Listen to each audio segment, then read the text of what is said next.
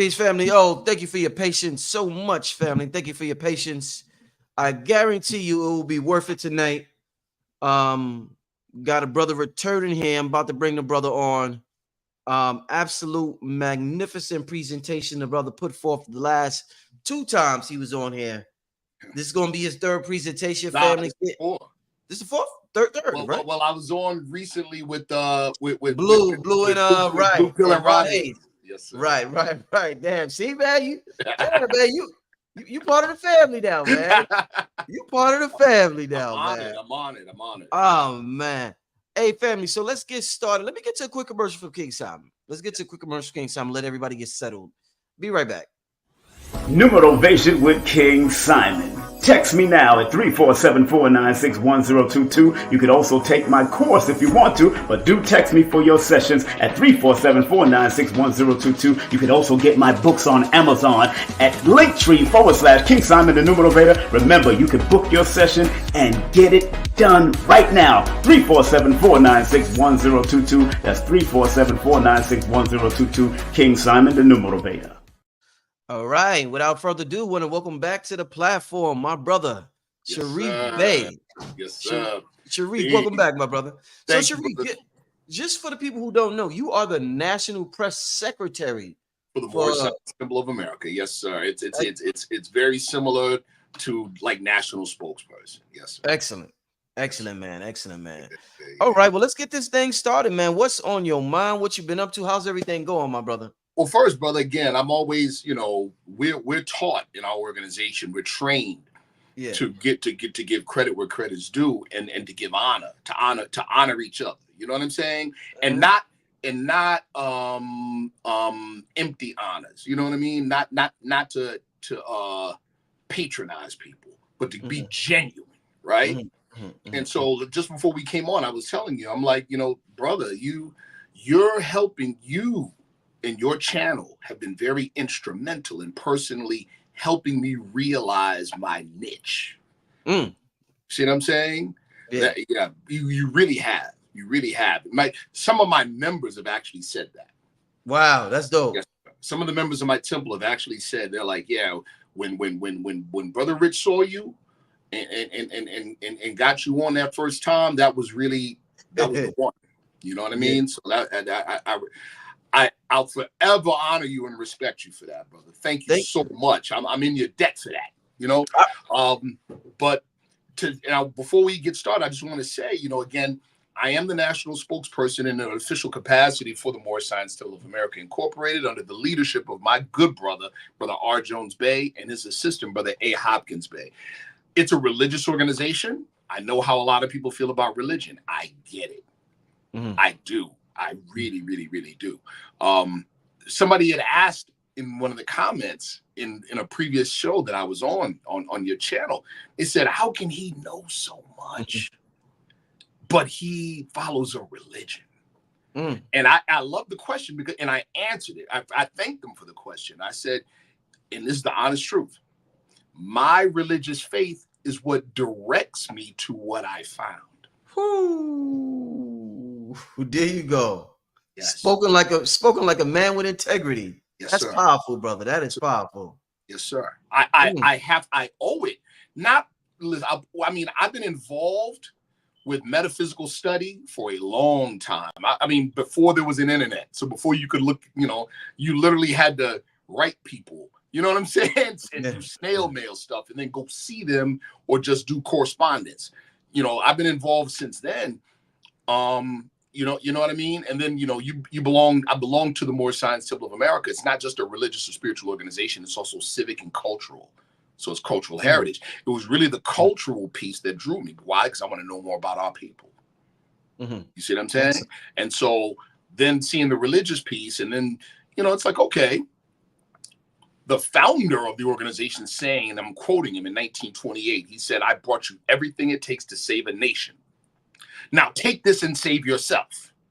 So one of the things that impressed me about that statement is this.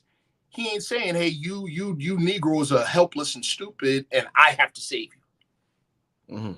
He says, if I am saving you by teaching you to save you. By teaching you to save you. Yeah, this ain't no just add water heaven. Right. You know what I mean? And so that, but of course that puts a heavy responsibility on us too. Oh yeah. But I can respect that. You see? So I said, well, okay, well, if he said he brought everything it takes to save a nation, and we teach religion, but the name of the organization is the Moorish Science Temple of America. Mm-hmm. I said, okay, let me look at this, man. There's got to be correlations. And oh my goodness. Mm. And oh my goodness. And so one last thing I want to say before we get started. In my studies in metaphysics is what led me to my connections in not just secret orders, but the connection between secret orders and top secret special access projects, because they are connected. They're connected, bottom line. Wow. Individuals are recruited actively and sometimes unwittingly.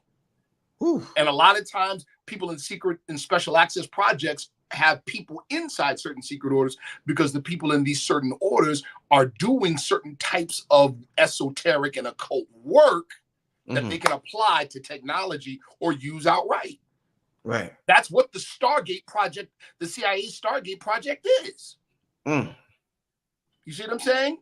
That's what it is. Bottom line, anyone who's in a real occult order or esoteric order that deals with transpersonal transformation, they read the Stargate project, they're gonna go, oh, I know what this is.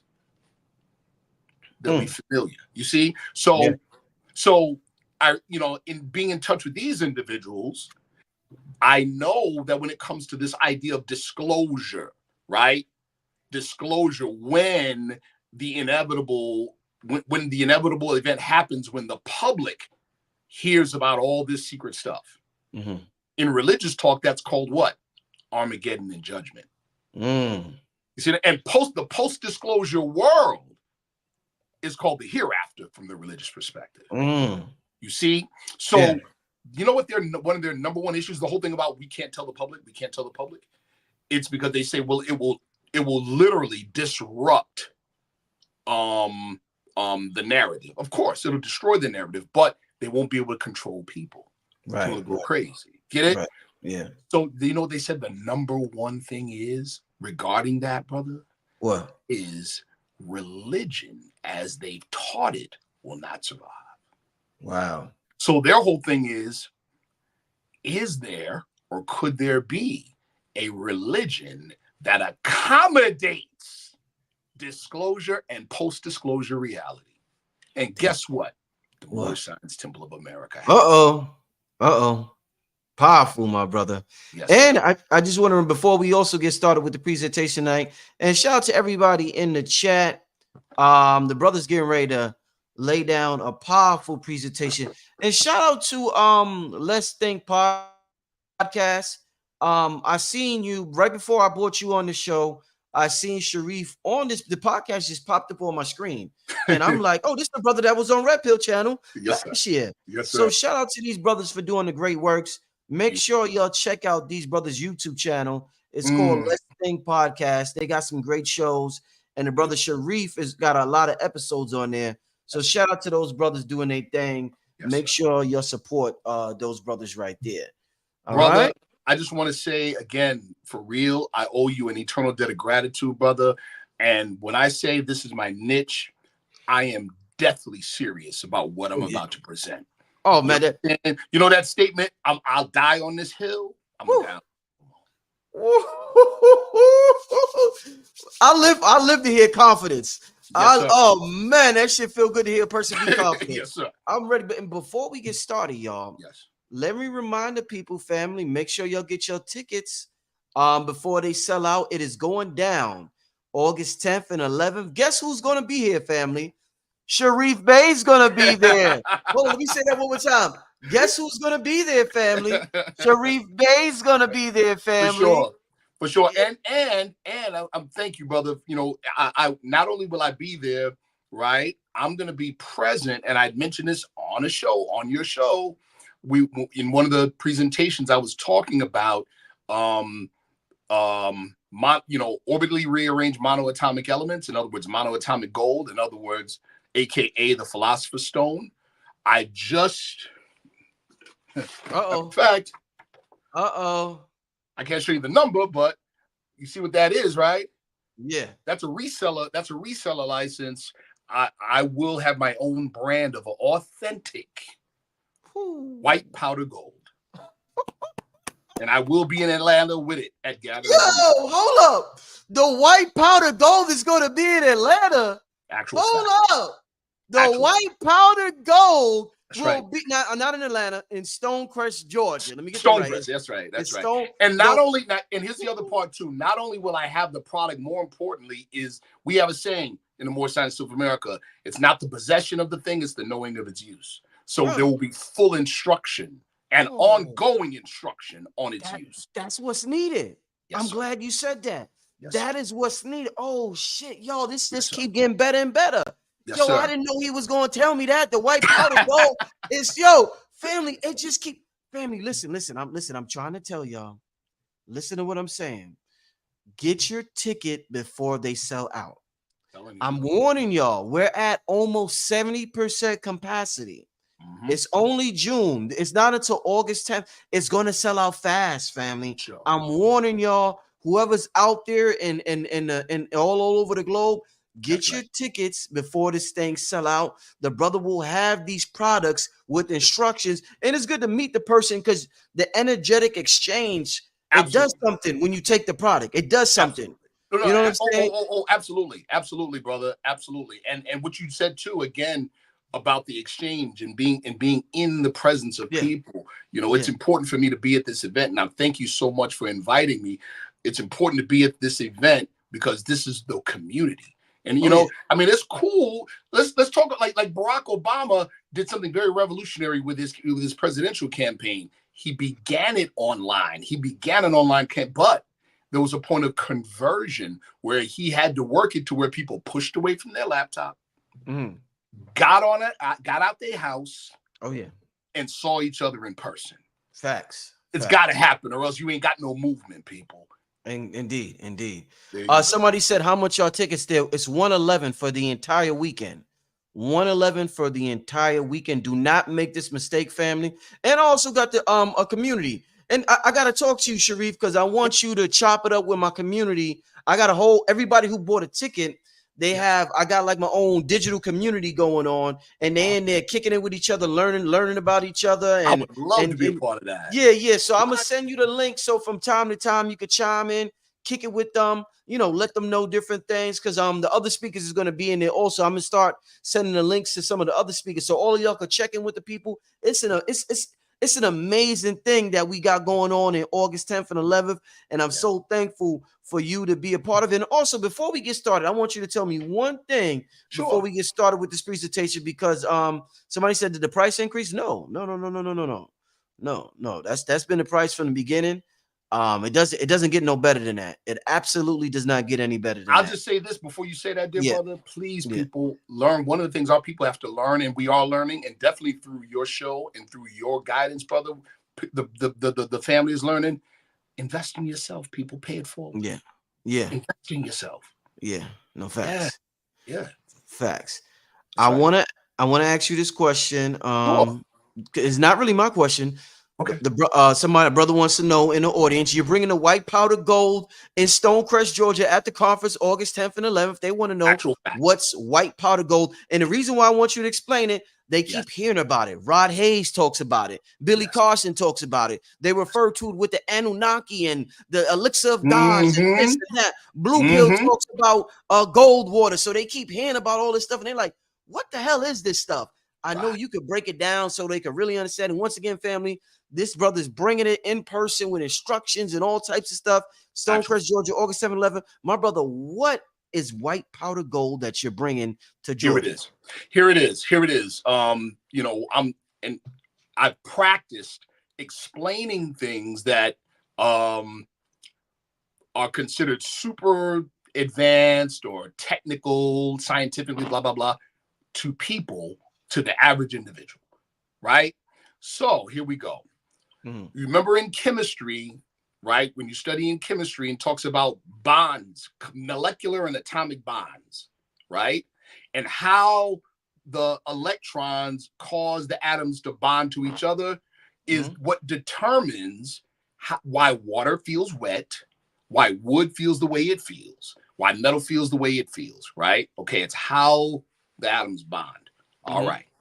So gold is a metal in its regular state. It's a metal. All right. Now, with what's called orbitally rearranged monoatomic element, is that gold, right? When it's subjected to a high energy state for an extended period of time, the nucleus begins to spin very fast to the point where it elongates, like what they call the vesica piscis. In other words, like a cat's iris, the iris of a cat's eye. When that happens, all of the electrons rotate in the exact same direction. When that happens, a number of things happen. The first thing that happens is that the metal-to-metal bonds between the atoms fall apart. So what you now have is pure gold, but it's no longer a metal. It's white powder. The second thing that happens is that it forms what's called a Compton radius vortex, right? Also known as a Bose-Einstein condensate. That's a short way of saying this. It forms a miniature wormhole. Whoo. Literally. And it becomes a direct conduit between the 3D realm and the higher realms. Wow. All right. Why is that deep? That's called exotic matter, matter that exists in multiple dimensions simultaneously. We're going to get into more of that later. But here's what's even deeper about that. Do you know that not just your brain, the brain, 5% of dry weight brain matter is 5% of it is gold and platinum group metals in the high spin state already. So there's scientific proof that at least a part of you is already in multiple dimensions. Right. The second thing is this. Our sister in China, Sister Mei Wan Ho, she's a award-winning quantum biologist. I spoke about her in a previous episode. Her research shows that the whole body is full of it. The whole body. Right. Okay. And what does it do? It facilitates connection between us on the physical and our higher vibratory or ourselves on a higher realm. If we were speaking religious terms, it would be your physical body and your soul body. It is this stuff that facilitates the connection. In old class.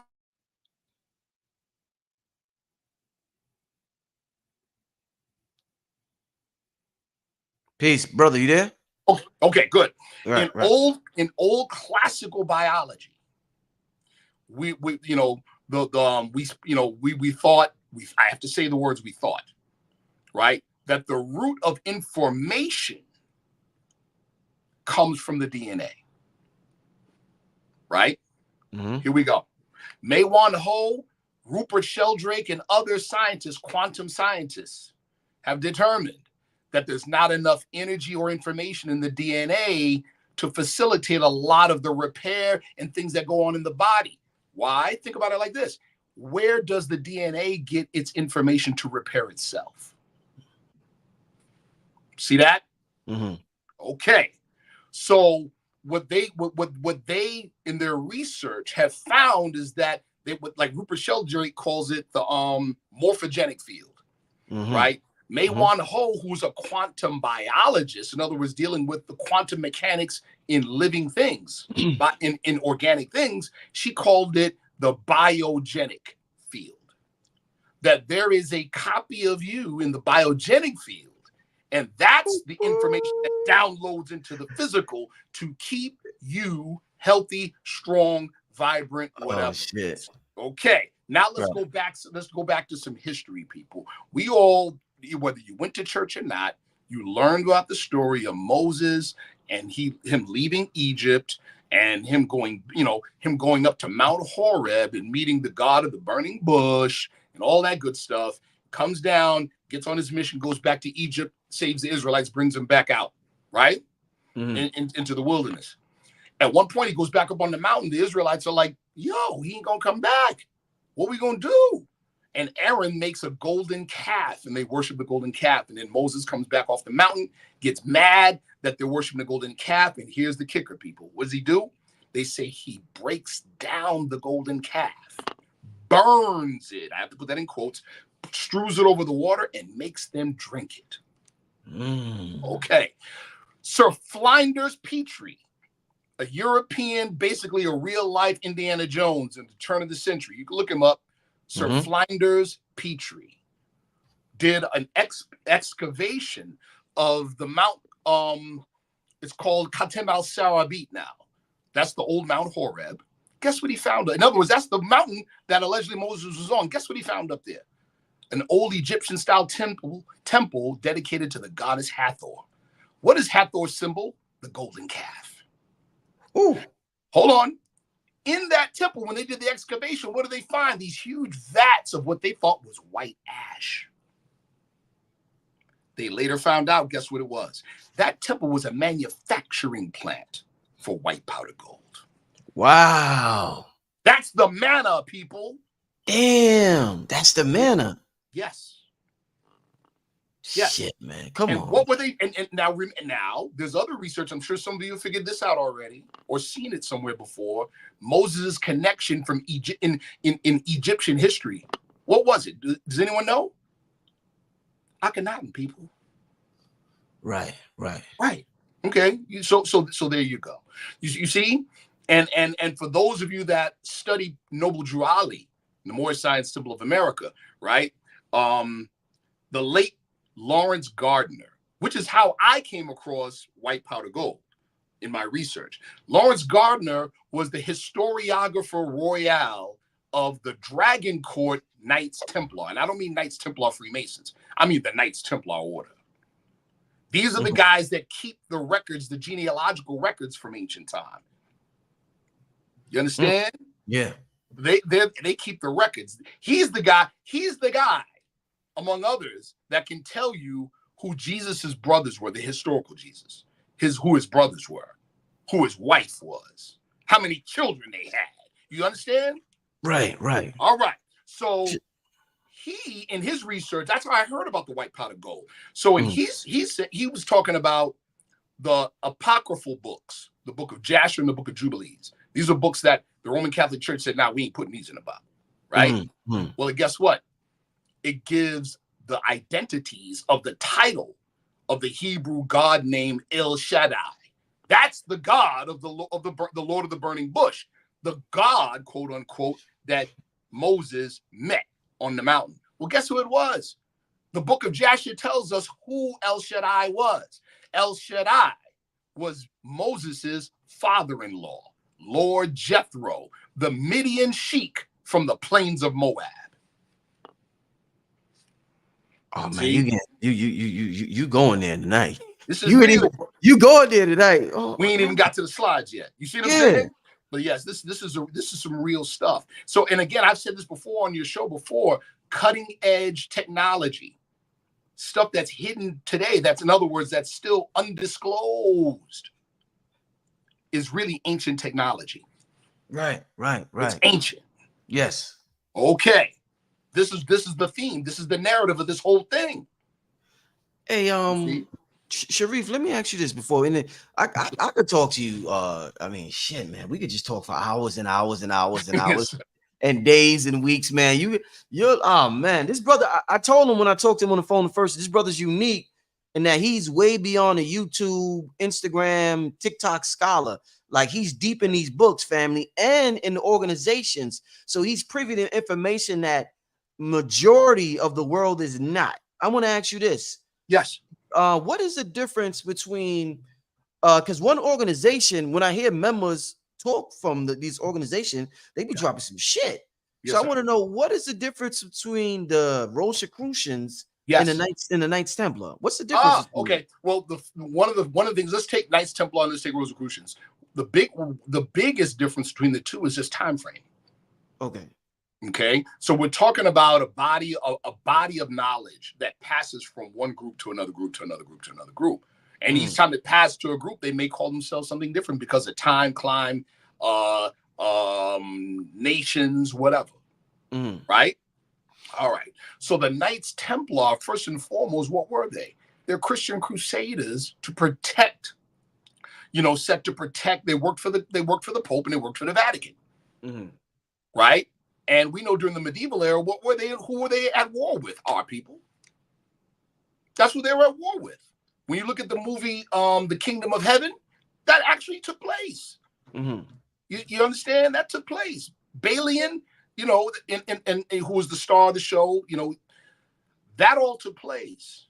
But what they don't say, part of the narrative that we live under, is that they say, oh, no, those were Arabs. No, those were us. Mm. We're the original Arabs, just like we're the original Jews. Mm-hmm.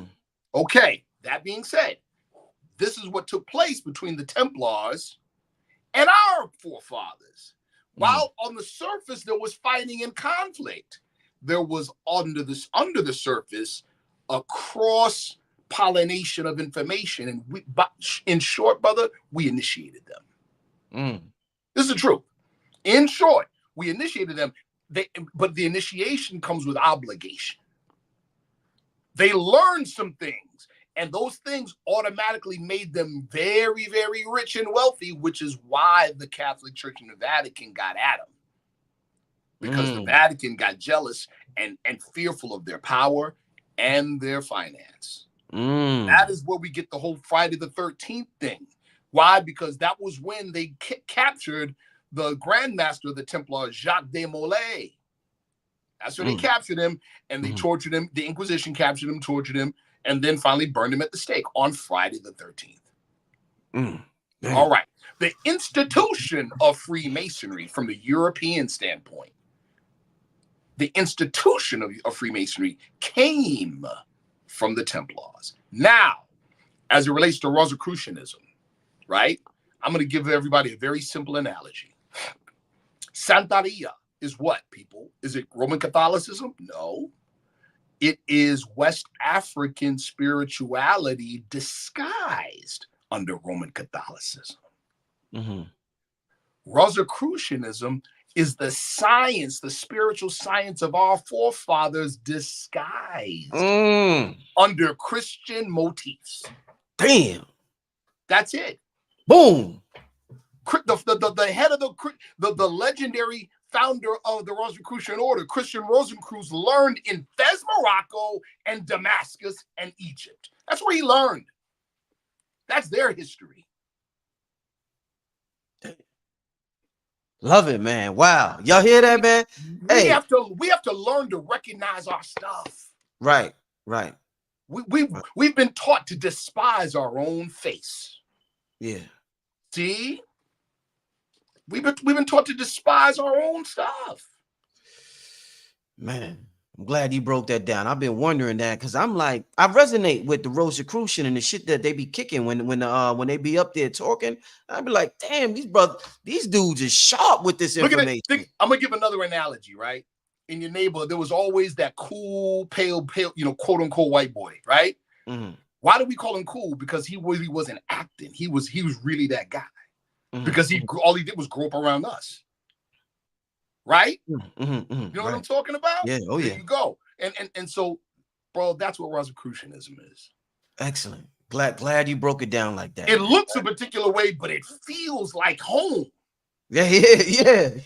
That's why I said I resonate with it. I'm like, but I don't see our faces there, so I'm confused. I'm like, damn, this information sounds good. But I don't see my The Inquisition was set in place to steal our forefathers or take our forefathers' wealth and power, and at the same time erase the way we thought.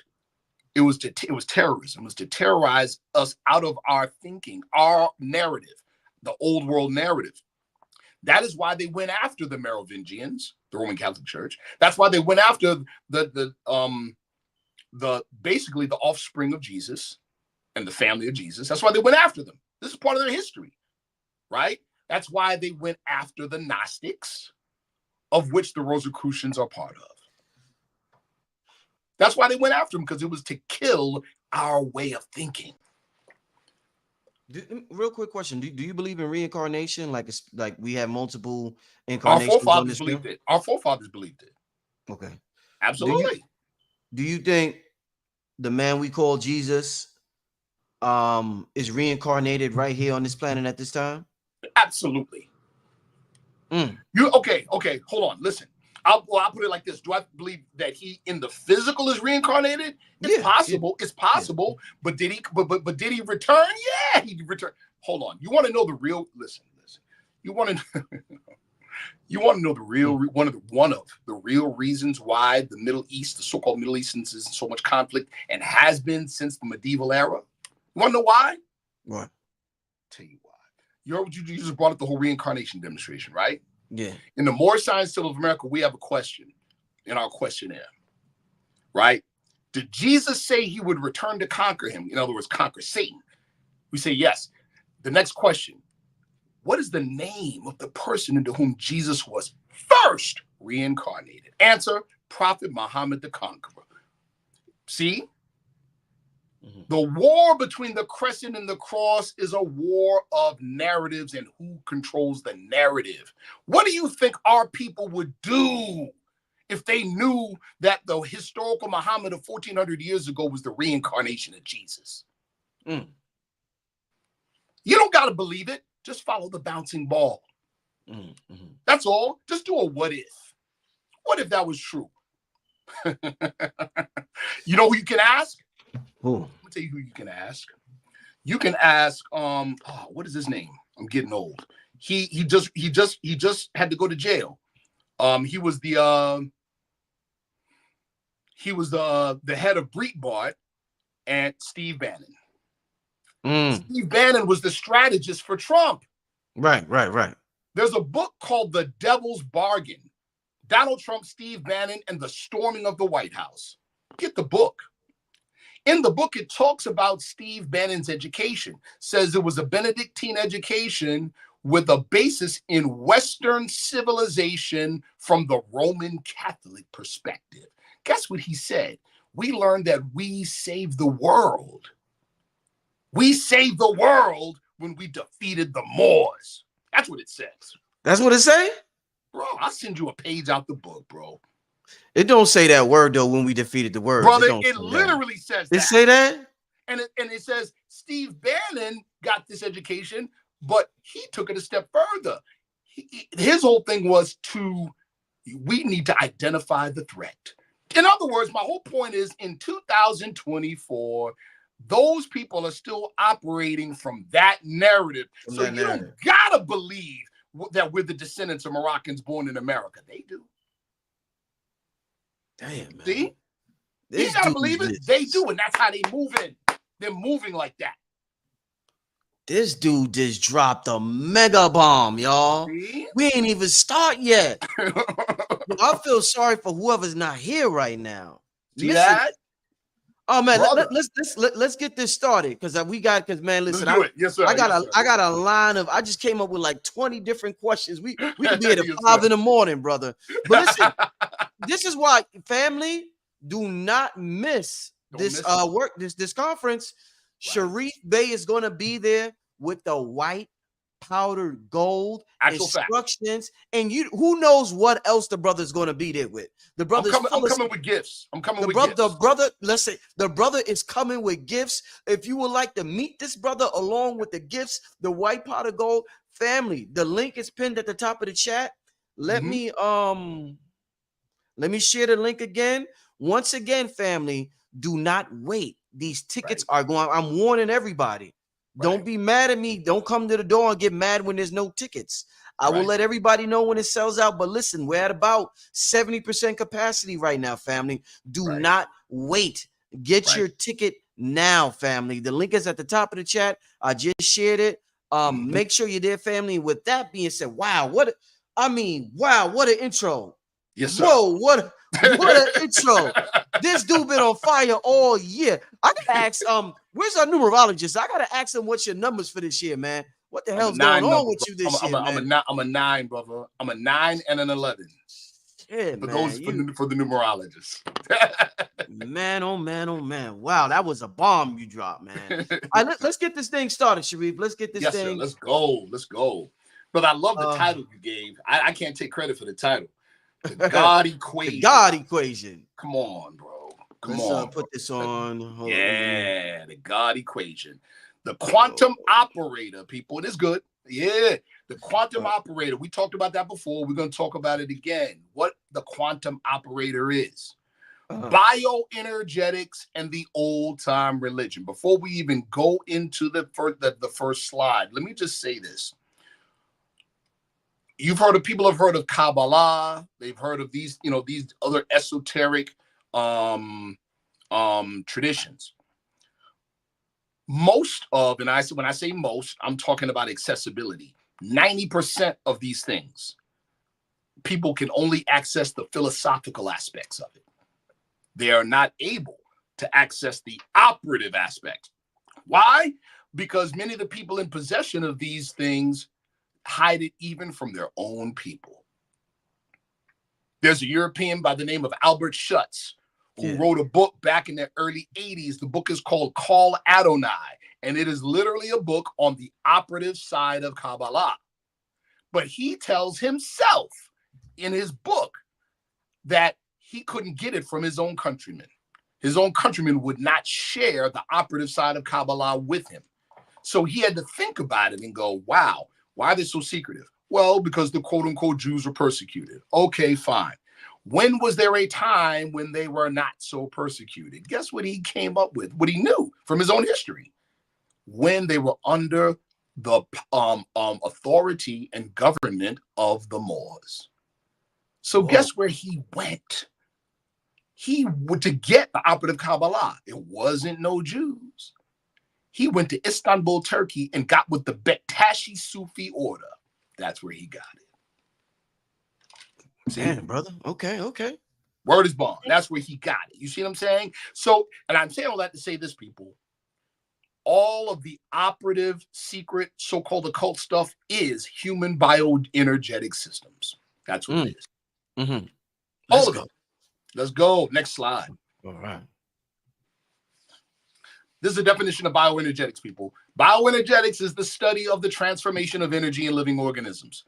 Another definition, which is a great one, a system of alternative psychotherapy based on the release of blocked physical and psychic energy. I got two things to say before we go on to the next slide. And I don't want to belabor the points because we got a lot to go over. Here we go. Number one, make no mistake what I'm doing here. Anybody watching this, and shout out to my brother Sheikh 7 Anael of Let's Think podcast, because I said it on his show. This, make no mistake, people, this is an initiation. Welcome. That's what this is. You are being initiated, not obligated. Well, there is an obligation. You know what the obligation is? Like Brother Rich said, I'm not doing this whole, well, I channel this and I channel that in respect to the challengers, to the channelers, I'm sorry. But I'm coming with book, chapter, verse, so you can research and do it for yourself. You see what I'm saying? So now the obligation is that you follow up for yourself. Other than that, the initiation's a waste of time. So the second thing I'm going to say, it's a system of alternative psychotherapy based on the release of blocked physical and psychic energy. I need you all to etch that definition in your mind. This is why. Because the power of thought is an energy system. That's why. Next slide. Get this book, people. You can get it fairly cheap on Amazon. George Kachmer, excellent book. I've had this book 3 times. You know why I've had it 3 times? Because I loaned it out twice. Never again. Get the book. Right. All right. Psychology is the foundation of bioenergetics. It is. All psychological systems are bioenergetic models. This book gives, what it does a very detailed comparative analysis between Eastern biological or bioenergetic systems and Western bioenergetic systems. A lot of your readers and a lot of your followers have read my good friend Mantek Cha's books. I studied under Mantek Cha in the early 80s, right? So his system, his teachings come from old Taoist systems. The Eastern stuff, bioenergetic stuff, is more accessible to us than the Western stuff. Why? Because of the Spanish Inquisition. That's why, right? Interestingly, in this book, for the Western bioenergetic systems, what does he go into? He goes into Carl Jung and Sigmund Freud. Because psychology is a bioenergetic system. That's why. Now, some of you have heard of orgone, like orgone generators, this, that, and the third. Great.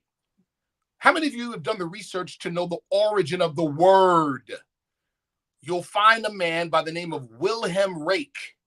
Wilhelm Reich is the man who invented the word and actually was doing medical therapy, right? His work is a direct operative functional result of his studies of Carl Jung, archetypal psychology, and Sigmund Freud.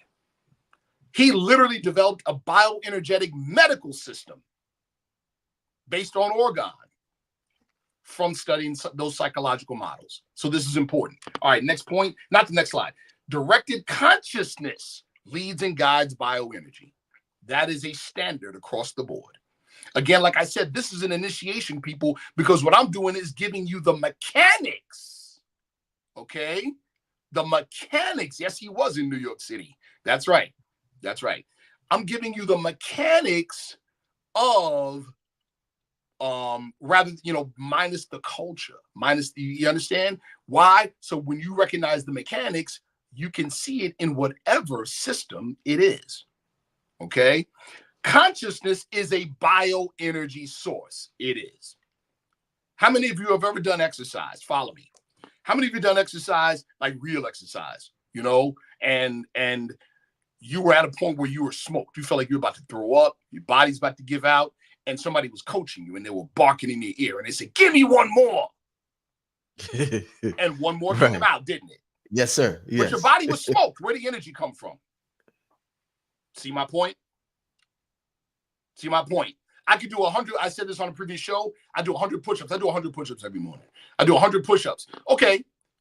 It's not the 100 push-ups that make me stronger, people. It's the last 5. The other 95 get my body to a point where I switch over so that consciousness then dictates what happens to the flesh. Shit. Get it? See? Yeah. That's how this works. Consciousness is higher than the thought faculty. This is a big secret. Let me say it again. Yeah, well, wait a minute, Brother Sharif. I thought thought was the cause of it all. Thought is the cause of all things material. Yes. Yes. It is the cause of all things material, but consciousness is higher than thought. Let's do a quick exercise, everybody. I want all the viewers to do this. Close your eyes. Think of something that made you angry. Now, think of something that made you laugh out loud. All right. Open your eyes. First question. Did you observe your anger just now? Yes. Second question. Did you observe your happiness? Yes. Here's the third question. What part of you did the observation? See? See? The fact that you could observe your own thoughts means there's a part of you higher than the thought process. See that? Okay. Consciousness is higher than thought. Here's more proof. Ready? Nobody doubts that sperm cells have intelligence. Sperm cells don't got no brain, though. They don't think. There's your proof. Belief is a primary quantum operator. Belief is the quantum operator. I know a lot of people have a problem with that word belief. I know. I get it. I get it. But until you have proof, that's all you got. Until you know, that's all you got. And as a matter of fact, it's belief that led you to know. You can't disparage belief. Belief is powerful, people. Belief is powerful. It's belief. And when I say belief is the primary quantum operator, I'm getting that from quantum physics. It's quantum physicists who are not religious who say that. Right. Human belief. In other words, focused human consciousness on a probability is what enables the probability in wave function to collapse into an event, into particle function. That's quantum physics, people. It's quantum physics. And the origin of consciousness is non-physical, which means your origin is off planet. There you go. Next slide. There you go. Philosophy. Woo, here we go. lenses for consciousness. In other words, your consciousness. Remember what I said before about belief and the quantum operator? And I said that it's human consciousness focused on a particular thing. That's what belief is. Philosophies are the containers for that focus that help shape the focus. Philosophy, people. This is why our brothers in Freemasonry aspire in their craft to be philosophers. This is why, because philosophy shapes consciousness. And if you can shape your own, you can shape others. And it's human consciousness that projects out and creates the outside world. Ta-da. So philosophy provides a meta-geometric shape or container for thought. Who would have thought that philosophies have a geometric shape? They do. That's a secret. Now you know. Tools for human consciousness to modify reality. Some people are like, okay, well, the Gregorian calendar is false and blah, blah, blah. No, it's not false. It's just a calendar, right? If I'm going to an interview, a job interview, I don't wear sneakers or Timbs. I dress appropriately. I wear a suit and tie because that's what that condition demands. Get it? Now, if I'm hugging the block, I'm wearing something different. Understand? So it's the same thing. Like farmers understand the Gregorian calendar and they follow it, but not for their crops. For their crops, they follow the lunar calendar. 28 months or 28 days a month for 13 months. See? So they just know which ones to use for what task. So we do philosophy the same way. That's why in the Moorish Science of America, people say, oh, well, God's name is not Allah, God's name is Yahweh, or his name is not Yahweh, his name is this. We don't trip on that. It's just a name. See? Philosophy are psychic algorithms to subscribe thought parameters. And because philosophy does all this, guess what it does? Philosophy is the bridge that unites science and religion, both as methods to explore reality. Next slide. We've gone over this before, so I'm going to be very brief. What we've been indoctrinated with today to call science and the scientific method is not science at all. It's not science at all. What the European psychology did to religion, it also did to science. Believe it or not, people, religious knowledge built the pyramids. Take it or leave it alone. The fact of the matter is, we were never taught religion. We only thought. It's just like our brothers that are atheists, our brothers and sisters that are atheists. They say, well, I don't believe in God. Listen, I can halfway salute them. You know why? Because what they're really saying is they don't believe in the God that they were taught about. See? They don't believe that's what it is. They don't believe it. So shout out to my brother Terrence Howard. We're gonna do some things for Terrence Howard today. Uh-oh. You hear me? Uh-oh. We're gonna do some things for Yo! I promise you we are. I promise you. Yo, shout out to Terrence man. Howard. Terrence Howard sounds crazy to the masses. Why? Because he's speaking from a narrative that's beyond the narrative they were trained to think in. That's why. That's why. Terrence Howard is a walking, breathing example as to why this world can't build pyramids. Which would you rather have, the physical pyramid or the mind that created it? Well, if you can't think in tune with the mind that created it, you'll never get there.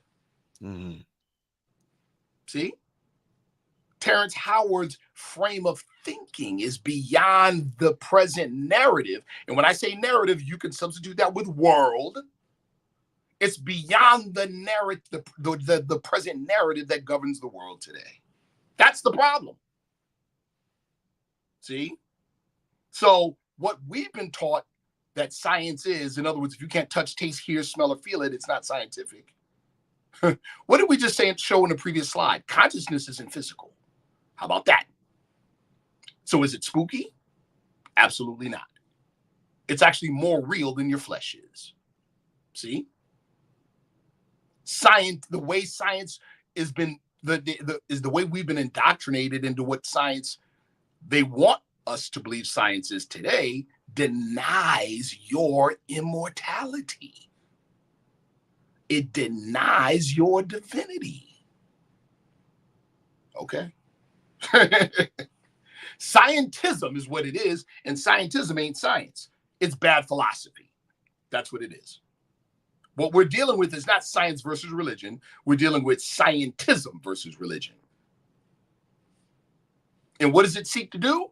It seeks to supplant the worldview of true religion. And when I say true religion, I'm talking about the mindset of your forefathers.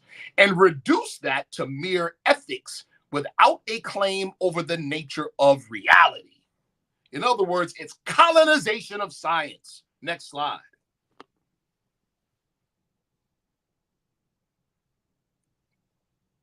If you can afford it, get this book. This book now costs a whole lot of money.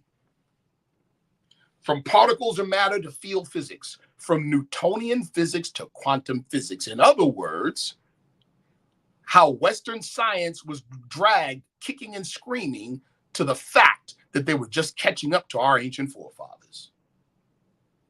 In other words, energies and functions as objects of study, not just physical things. Why? Because the energies and functions are what give rise to the physical things. Those of you that collect and deal with crystals, have you ever thought what in the world enables the crystal to form itself into six-sided shapes? Old world spiritual religious instruction describing field and energetic interaction. Okay?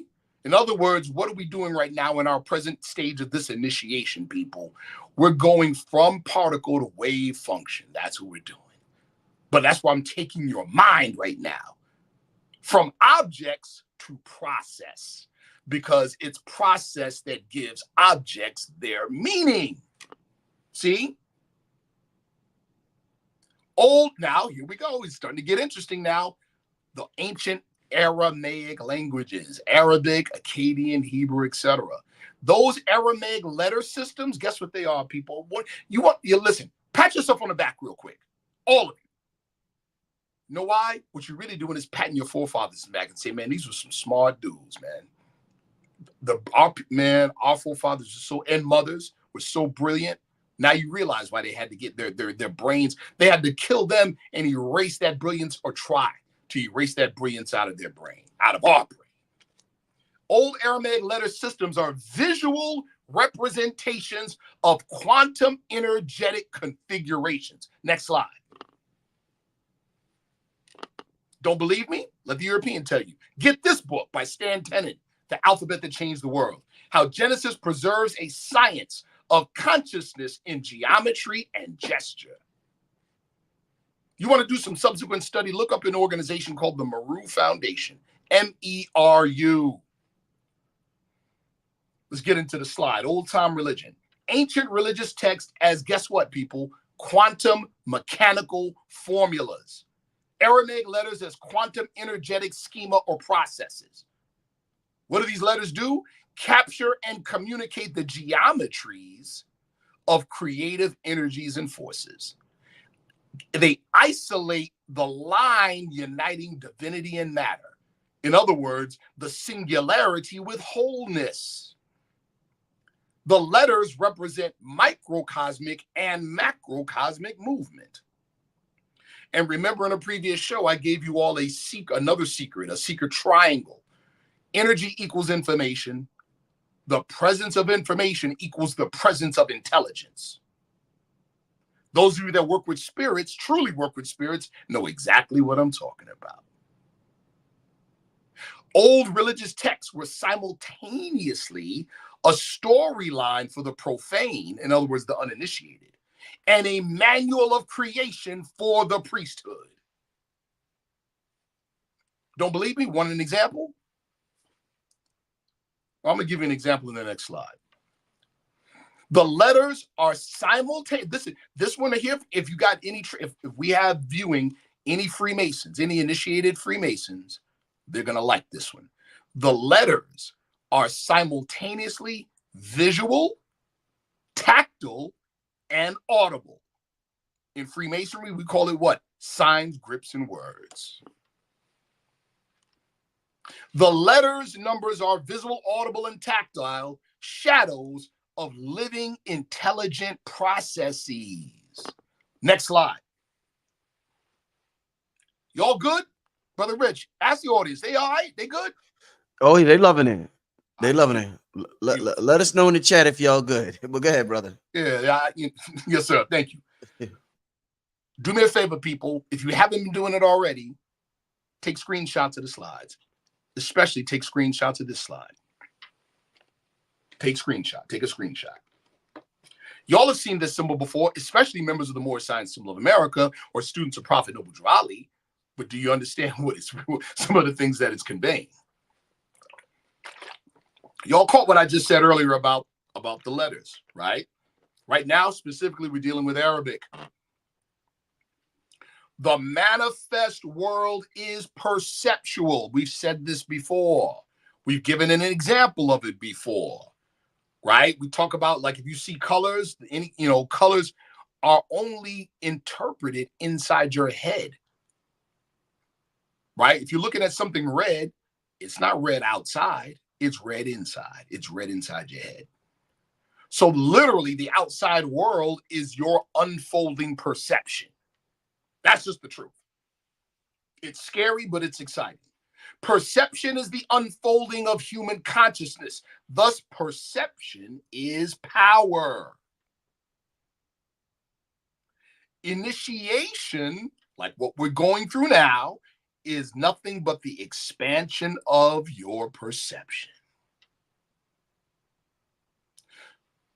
Everybody's heard of duality, right? People get tripped up over this whole duality thing. You know, father, mother, male, female, blah, blah, blah, right? In the ancient tradition,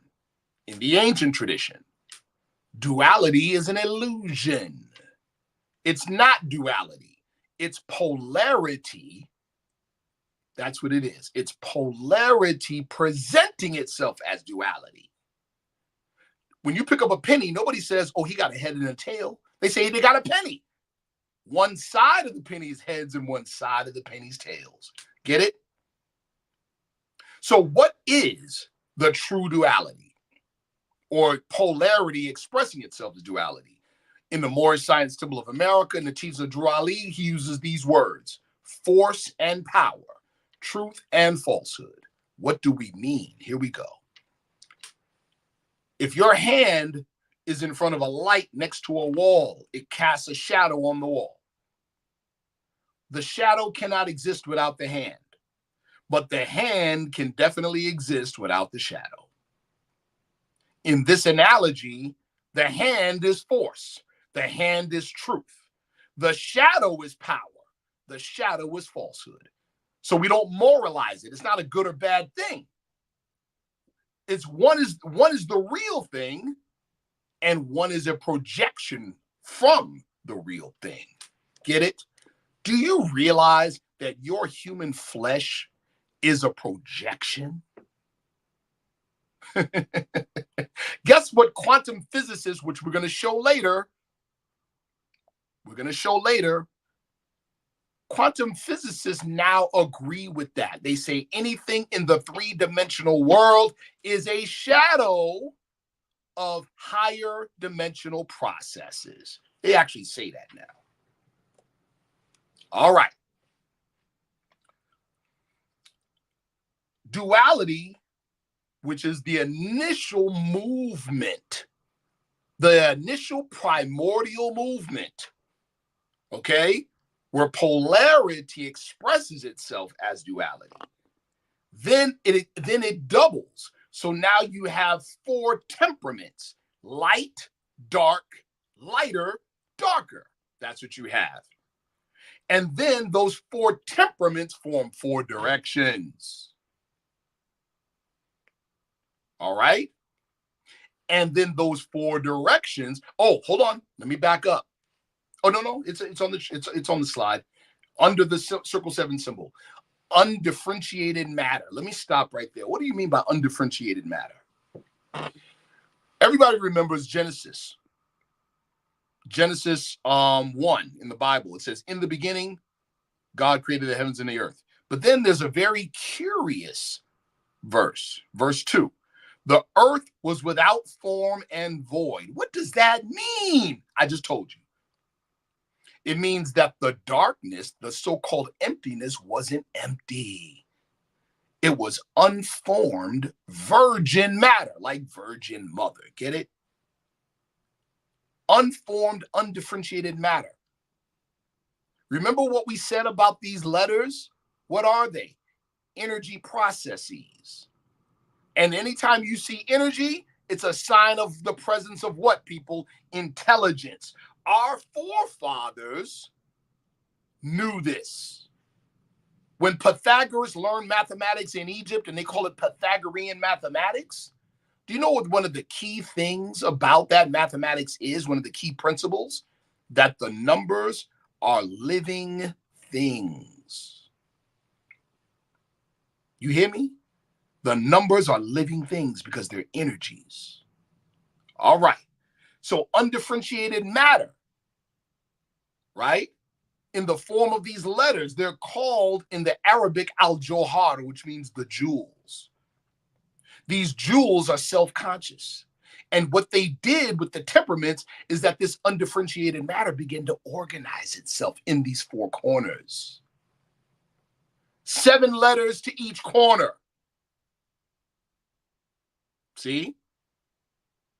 7 letters to each corner. That now you know why the Elohim number 7. That's why. They create the web or the matrix of matter. These 7 letters flock to each corner, and that formed what we call the 4 elements. Earth, water, air, fire. These primordial self-conscious jewels are the 28 Arabic letters and can be accessed via visualization, gesture, and voice. In other words, what? Sign, grip, and word. Next slide.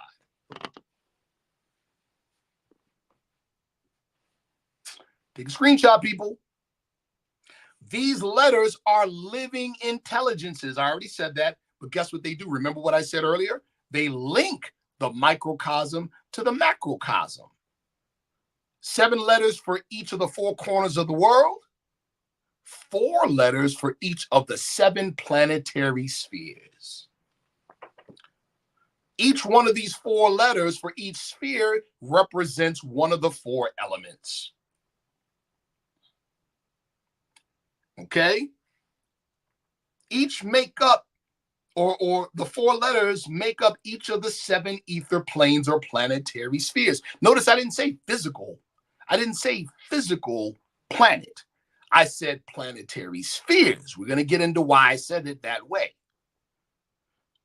These spheres connect time via the days and the planets to human perception, the 7 chakras, and bodily influence, what our brothers in Haiti call passion, or hot points in the body. These jewels exist in spaces in your body. They are the dormant deities living in your flesh. Next slide. Brother Rich, do me a favor. Run your mouse over the bottom right part of the screen of the slide. The way it's set up, it's already downloaded in StreamYard, so I don't even know how to do that. Yeah, I'm not sure because I'm not sharing a screen. If I was sharing my screen on the desktop, I could do that. I done downloaded it in StreamYard, so I'm not sharing the screen. It's just your actual presentation. Yeah. Got you. Wow. Okay. Is it a way to share. Nah, I can't do it. Oh, that's so unfortunate. You know what, though, brother? They might be able to hear my screen. You hear me? What? Oh, you wanted to play something? That's a video. Oh no, you got to be careful anyway with the audio because of the copyright on YouTube. Really? Yeah, yeah. I'll get a especially if is this video already on YouTube? It's already on YouTube. Yeah. So you can't, yeah. Because my channel's monetized, so it'll get a strike. Say no more. Say no more. Yeah, I'm not going to get you in trouble, brother. All right, say no more. Wow, unfortunate, but that's okay. This is what I'm gonna do, brother. I'm gonna send you the actual link to the actual video. Okay. All right. I'm gonna send you the actual link to the actual video, and when I show that, let me see. Hold on. Richard Hoagland, Mars. Richard Hoagland, UN. Let me do it that way. Okay. While I'm looking at this, United Nations. Richard Hoagland. You see the gentleman in the slide. Richard Hoagland is what was the spokesperson for Jet Propulsion's laboratory, NASA's Jet Propulsion's laboratory. In 1991, he did a presentation, a briefing at the United Nations. The still of the video you're looking at right there is part of the actual presentation. All right. Richard Hoagland presented to the United Nations about what NASA and Jet Propulsion's laboratory found in the Cydonia region of Mars, the area of the so-called face on Mars. They found very quickly that the real big enigma, the real big mystery wasn't the so-called face on Mars at all. It was a series of structures, and I'm saying that purposefully, structures to the southwest of the face. One of them in particular is called the D&M Pyramid, a 5-sided pentagonal pyramid. And so what are they looking for, of course? They're looking for signs of intelligent design. And what is the number one indicator of intelligent design? Mathematical redundancy. And sure enough, they found so much mathematical redundancy in the D&M pyramid and in the other structures that they're no longer, trust me, they're no longer even questioning whether it was designed intelligently. Their question now is this particular mathematical number that kept popping up. And what is the meaning of that number? Next slide. From all kinds of natural processes, stars forming. All right. This is it, people. The number that kept popping up. Oh, y'all, I know y'all see the bottom of the screen, the bottom picture, right? I told you we was going to get to Terrence Howard. Listen. The number that kept popping up in their calculations and measurements of the D&M pyramid and the other structures was 19.5. That's what kept popping up. Do you see that? You see the upper right of the slide? Okay. Now let's look at the slide itself, the wording. A hypersphere, tetrahedral dynamics. What is a hypersphere, people? And again, one of the things that I strive to do in studying a lot of this stuff that's considered high level science or whatever is be able to explain it so that the average person can understand. You know why? Because the average person can't understand it. That's why. We're not going to say that the average human being is stupid. Right? Okay. A hypersphere is a sphere that exists in multiple dimensions. That's what it is. Now, prior to Jet Propulsion's NASA doing its flyover of with the Voyager spacecraft of the North Pole of Saturn, right? Prior to that, prior to that, hypersphere research was done mathematically on paper. Okay. So a hypersphere is the four-dimensional analog of a sphere. It has a 3D surface. In other words, if it exists on higher planes, there's certain things that you will be able to see in 3 dimensions. So it has a 3D surface that curves into 4D space. It is the set of points equidistant from a fixed central point. It is powered by an internal tetrahedron or 2 interlocking tetrahedra, which we all know to be what people call a Merkaba, right? Okay. It produces 3D shadows to indicate its existence on higher planes. In other words, how would you know you're looking at a hypersphere in 3D? Well, because that's where we are. Our existence in 3D. You would know it because you would see an outwelling of energy at 19.5 degrees latitude, opposite of the pole. You would see an inwelling of energy at the pole, right? At the pole, you see an inwelling of energy, and that inwelling would be visible in 3D as a hexagon shape at the pole. Well, guess what, people? The majority of sunspot activity happens at 19.5 degrees north and south equator of the sun. Mount Kilauea in Hawaii, 19.5 degrees south latitude. Olympus Mons on Mars, 19.5 degrees north latitude, the largest volcano in the solar system. The Great Red Spot on Jupiter, the spot on Saturn. I can go on and on and on. So we have multiple examples, physical examples of the outwelling of energy. Well, now we also have physical evidence of the inwelling of energy, at least on the planet Saturn. This is what Terrence Howard was talking about. Next slide. Oh, hold on. Look at the bottom of this slide. The chakra system is a set of 7 hyperspheres in the human body. Next slide.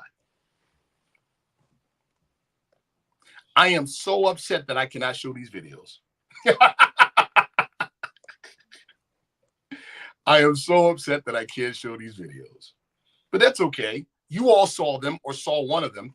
Terrence Howard, Richard Hoagland, and Saturn. See, here's the problem. You got a whole bunch of people that are calling Terrence Howard a quack and calling him, calling him a quack. Like he don't know what he's talking about, right? It's real funny. I had a conversation with one of these individuals. They were going crazy on my social media, talking about, oh, he's a quack and blah, blah, blah, blah, blah, right? And all I said was what Terrence Howard said about using a computer simulation to recreate Saturn, right? And that Saturn was created from the outside in with the hexagon shape agrees 100% with NASA and Jet Propulsion's laboratory and the report by Richard Hoagland in 1991. All kinds of people try to jump. He's a quack. He don't know what he's talking about. Blah blah blah blah. I'm like, whoa. Are y'all saying Richard Hoagland and NASA doesn't know what they're talking about, or Terrence Howard? See, the real problem is Terrence Howard looks like us. So you don't have a problem so much with what he said. You have a problem with the fact that Terrence Howard said it. That's the real issue. Damn. See what I'm saying? That's the real issue. Bottom line is cutting edge scientific discoveries, right?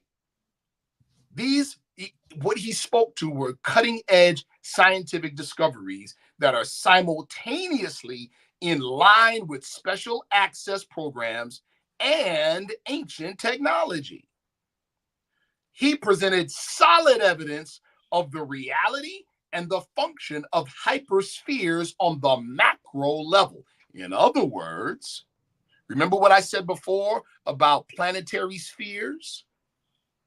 The planetary sphere is the 4D version of the 3D planet.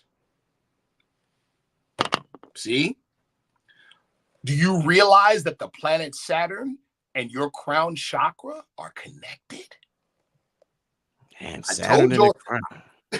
I told y'all to take screenshots of the slides. They're connected on the higher realms, people. Okay? Terrence Howard reproduced this. It wasn't just Terrence Howard, other people did it too. They reproduced it via computer simulation. Key thing, revelation of this type of knowledge is by design. In other words, this is 2024. The fact that this is even public, the fact that Terrence Howard was even allowed to speak on it, tells you that we are very close to disclosure. The revelation of this type of knowledge is by design to challenge the current mainstream narrative and thus will be attacked by the mainstream narrative. Next slide. Look how strange that. Whoops.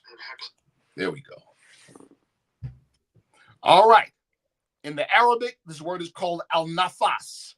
In our faith tradition, it's called the holy breath. What is that?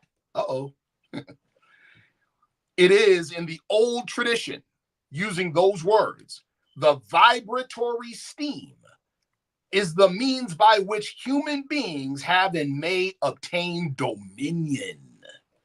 It gives all beings their existence, describes the evanescent nature of existence in its state of constant change and renewal. Let me give you an example of that to explain it, because I know that was a lot of words.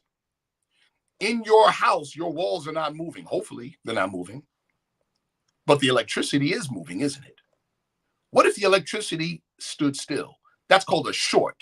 That means your house is on fire. You understand? You want the energy to stay moving.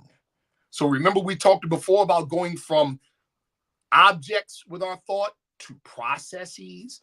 Processes in motion, people. See? Okay. We say in our tradition, right? Allah breathes out. And we, in other words, our physical expressions are the words he breathes out. We are the forms, and Allah is the meaning of the forms, but we draw our source from there. Therefore, we and the source are one. Isn't that what Jesus told the Pharisees? I and my Father are one. They wanted to kill him. All right. In the old Sufi Islamic tradition, there's something called karb, which means distress. It is the metaphysical state of pressure and yearning for release, which occurs for non-existent entities just before their creation. It is the divine sigh of what we call in Arabic, nafas al-Rahmani, which means the creative fate or creative fiat, which removes the distress and the creative tension by bestowing entities with existence. Do you all understand? I know intrinsically some of you are kind of figuring, or you're able to apprehend what I'm talking about on a micro level. You know what I'm talking about on a micro level, people? The energy and the feeling and the sense of orgasm just before you release and create. That's what we're talking about. All right. The adept, listen close. In other words, the spiritually skilled individual, while fulfilling his duties to creation, experience this distress or karb in reverse. In other words, desiring to be freed from the karmic cycle of reincarnation so as to fulfill his or her role as Khalifa or vicegerent. In other words, the representative of Allah, the creator, inside creation, with the choice to manifest in flesh or on the higher planes at will. Do you know what I just described to you all, people? The real reason why they had to trick up the story of Jesus. That's why. I just described it to you. Religious texts as both energies and living things. I said it before, here it is again. The presence of energy brings information.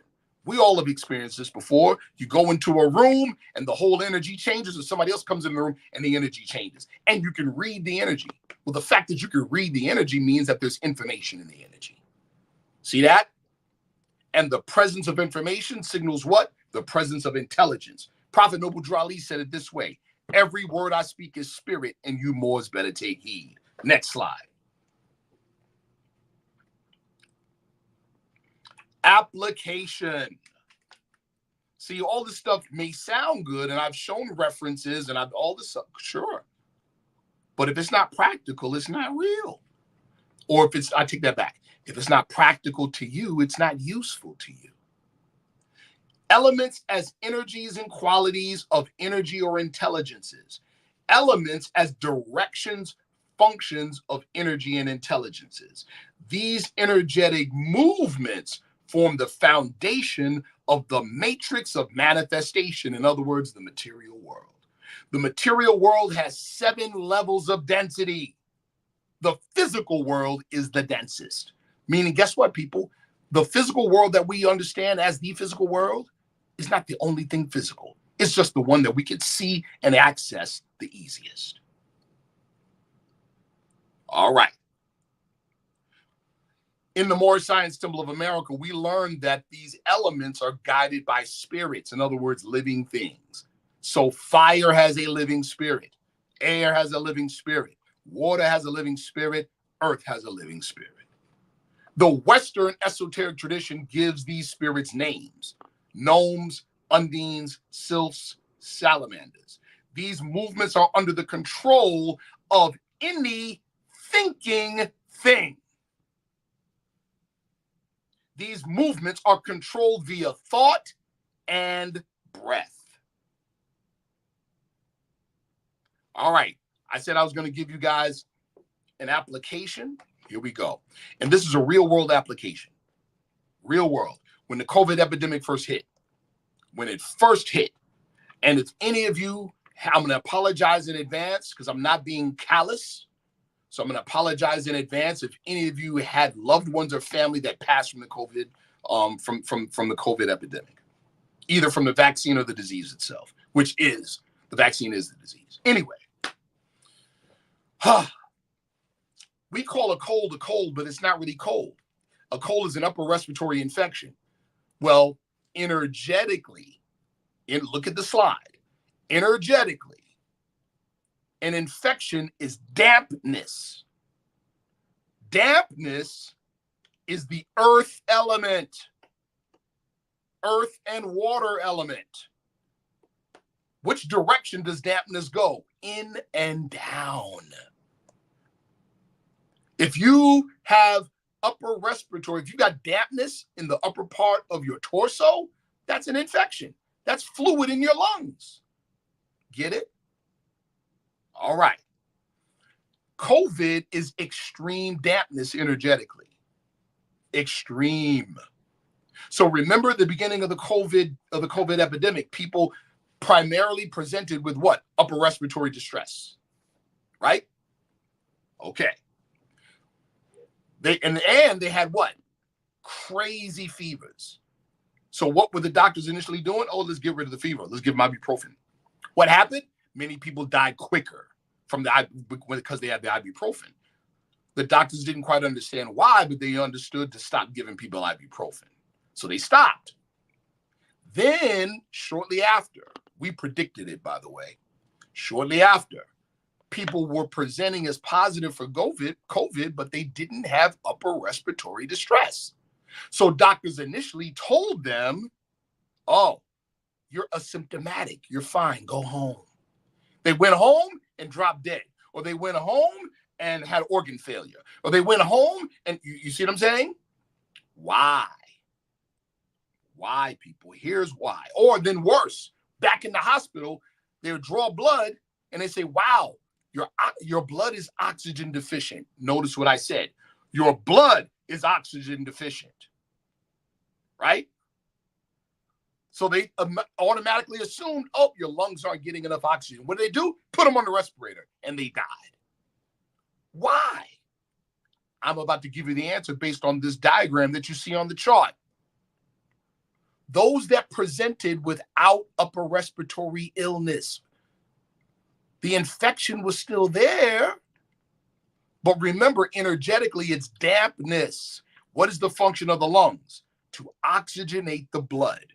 So if it entered via the lungs, it eventually ended up in the blood. The dampness did.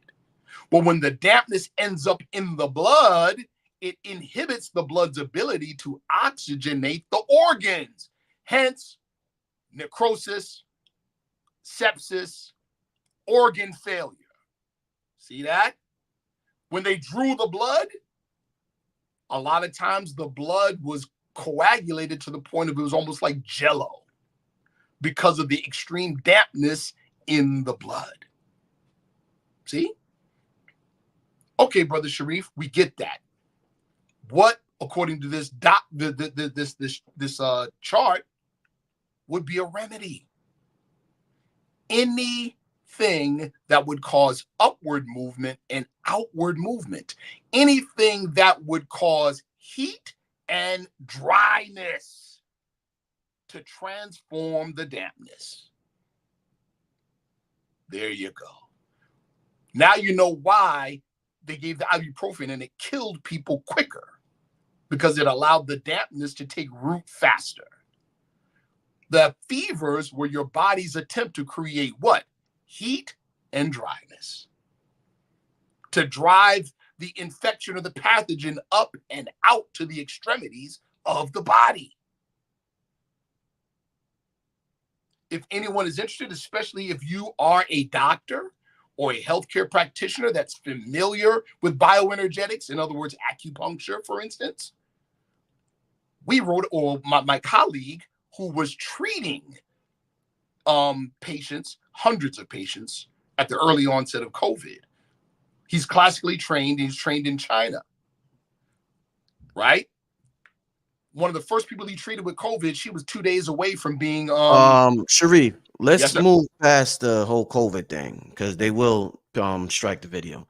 Brother Hank's channel got suspended 2 weeks ago. What? And Okay, they said medical misinformation. So let's just yeah. Say no more. Apologies. Yeah, they still on it. I'll probably cut a small part in Okay. when it uploads or something. But yeah, No let's problem. keep it to the yeah.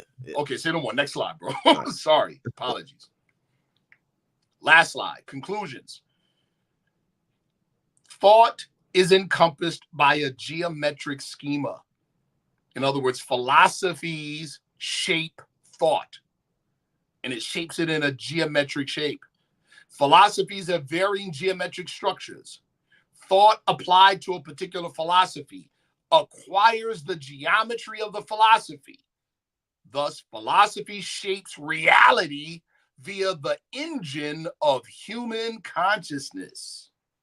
Philosophy can modify human consciousness, either reduce it or expand it. The European psychology, what do you think that did to us? Reduced it or expanded it? Okay. Shaped consciousness downloads into the self at the soul and flesh levels eventually. Soul, we mean energetic, modifying both. Philosophies are engines capable of inducting energies and transducing them into the body to alter consciousness, to alter bioenergy, and alter the physical function. In other words, just being exposed to the philosophy can change your flesh. We have concluded, dear brother. Wow, man. This was a big one today. Yes, sir. This was a big one today. Absolutely. I'm gonna take a couple of questions from Yes. the people in the chat. Hold up, how do I get this down? Hold up. Let's see. All right, what y'all thought about that? I had to take my jacket off, brother. What y'all think about that? Oh man. Let's see. Let me get rid of a troll here. All right. Yeah, give me some questions for the brother Sharif Bey. Give me some questions for the brother Sharif Bey. We're gonna take a couple of questions before we get out of here. Yes. I want to hear a little more before I get to the questions from the people. Yes. I want you to expound on Saturn and the importance of Saturn in Absolutely. this realm. A lot of people are scared of Saturn. You study the occult, you study the metaphysics. It scares the shit out of people. I mean, No it doubt. scares the living shit out of people. No You doubt. mentioned Saturn. Some of these niggas might shit on themselves if you mention Saturn too many times. Right. So we noted that there's a lot of misinformation. We know a lot of times that the very thing they teach us to be afraid of is the thing that we need to investigate and learn more about.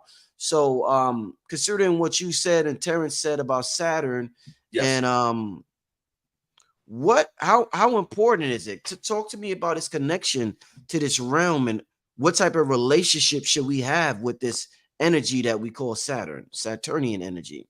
Saturnian, on a very simple level, you could just say what goes around comes around. Saturn is the great task maker. Okay. Right? Don't learn your lesson today, it will be around tomorrow. Saturn, so think about it in that respect. You would ask about reincarnation. That's how it's governed. Saturn energy governs reincarnation. Right. Because the whole purpose of reincarnation is for you, which you are already eternal. You are here to learn some lessons. You don't learn them, you're back again to learn them. If you don't complete them, you come back to complete them. See that? The whole idea of avatars, and I don't mean avatars I mean an avatar like a Christ or a genius, right? They like Buddha, for instance. When Buddha reached what he called nirvana or Gautama Buddha, after he meditated on the Bodhi tree, he was like, yes, I made it in the Buddhist tradition. And then those who had gone before him said, yeah, get back down there in your body under that tree. So now you have a task to teach humanity. See that? Okay. So and in the Buddhist tradition, in the Hindu tradition, they have what they call samsara, which is the wheel of reincarnation, right? The elevated souls have escaped the wheel. So when they come back by choice to aid and assist humanity. Indeed. You understand? So from the perspective of the planetary spheres, that means that they've elevated beyond the sphere of Saturn. Get it? Like in the like in the series Avatar, where they talk about the chakras and they say the seventh chakra is transpersonal, but he wasn't ready to elevate past that because he still loved his girlfriend. Wasn't ready to give that up yet. See what I'm saying? Right. See? Wow. So, and now back on the other thing about this whole Saturn thing and being evil, that's inquisitionist thinking. Okay. Those are the thought forms that were programmed into our forefathers via the Inquisition. Yeah. It's the same thing as the brother who's the slave during slavery times, who's drawn and quartered and murdered in front of his pregnant wife by the slave master. Right? Terrorism ain't for the person that gets killed, it's for the person that witnesses it. Gotcha. So the fear is programmed into the child. Indeed. Now the child comes out and says, oh, don't do that. That's what that talk is, the whole evil talk about Saturn. It's programmed post-Inquisitionist thinking. The only devil, and we teach this in our religious system, the only devil that man must be redeemed from is self, his lower self. Right? In other traditions, like in Santeria, like in Candomblé, like in some of these other ones, right? You know what Satan is? What? Satan's a servitor that the practitioner uses for certain tasks. Yeah? Yes. Yes. You see? So it's the knowing, again, what I said, it's the knowing of its use. Even in religious circles from the Western perspective, the devil is not an enemy to God. The devil's an enemy to man, but guess what? Thought must be developed by the exercise of strength. And without a foe, a soldier never knows his strength. The devil is necessary for you to elevate. There you go. We eat our demons over here, people. Damn. We don't run from them. We're not Dr. Frankenstein. I mentioned that before. Dr. Frankenstein. Listen, we're so messed up in the head, we think Frankenstein is the monster that he made. No, Frankenstein was the doctor. That was his name. He made a monster and then ran from him the rest of the movie. Damn. We not that. Right. You see what I'm saying? We're not that. We eat our demons. Our demons provide vitamins for us to elevate. Ooh, there you go. That's the truth. Boom. See? Let's get to another question. Oh, yeah. Oh yeah. Okay, somebody wants to know, but why do we have to learn lessons in this realm? We can't learn them in other dimensions. We can learn them in other dimensions, right? We can. But if you can't balance a checkbook, but if you can't control your sexual urges, if you still think you are your flesh, what are you going to do with other dimensions? Damn. If I'm in the 5th grade, I got some nerve in the 5th grade talking about college level courses. I better learn to draw between the lines and color in the lines first. See? There go that answer. Okay. Yeah. Next question. Aren't there actually 13 chakras? It all depends on the system. Every house has a different wiring system, and some of them overlap others. So it all depends on the system. I'll give you an example, right? In the human body, there's a 3-level energetic system and a 7-level energetic system. And in some respects, there's a 360-level energetic system. You see what I'm saying? It's like being an electrician. What can you wire? Can you wire a skyscraper, or can you just wire a 3-room house? Depends on your level of ability and depends on the system. So we don't trip on whether it's 9 chakras, 7 chakras, 3 chakras, whatever. The proof really is in the operation, not just somebody saying something on some paper. Can you demonstrate it? See, that's the thing. Can you demonstrate it? This isn't just stuff that we talk about over tea and coffee, right? That being said, I'll share this. We teach an actual certified medical bioenergetic course. Real, okay? It's a written test for the final exam, written test, and a practical test. One of the practical tests is this. We get 2 cups, pour wine from the same bottle in both cups. Somebody to taste it to ensure that it's the same wine. The person taking the test then projects their energy without touching it into one of the cups to change the pH content with their bioenergy. They got 60 seconds to do it. The taster then tastes it again. You can tell the difference when you change the pH content. It tastes horrible. And it definitely tastes different from the first one. It's pass or fail. No in between. First time, the very first time, I had 5 students take the test, all 5 passed. Like I said, this is practical for us. This ain't just something we talk about. This is our religious tradition is practical. It's science. Yes. Excellent. Let's get to another question.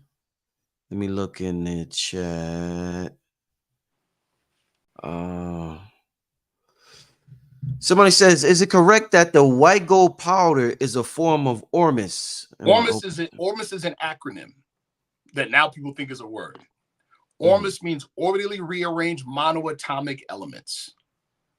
So white powder gold Ormus is white powder gold. But Ormus is also white powder palladium, white powder ruthenium, white powder. That's what it is. It's an orbitally rearranged monoatomic element. There's orbitally rearranged copper. There's a number of these things that are being made in science. Scientists are making now.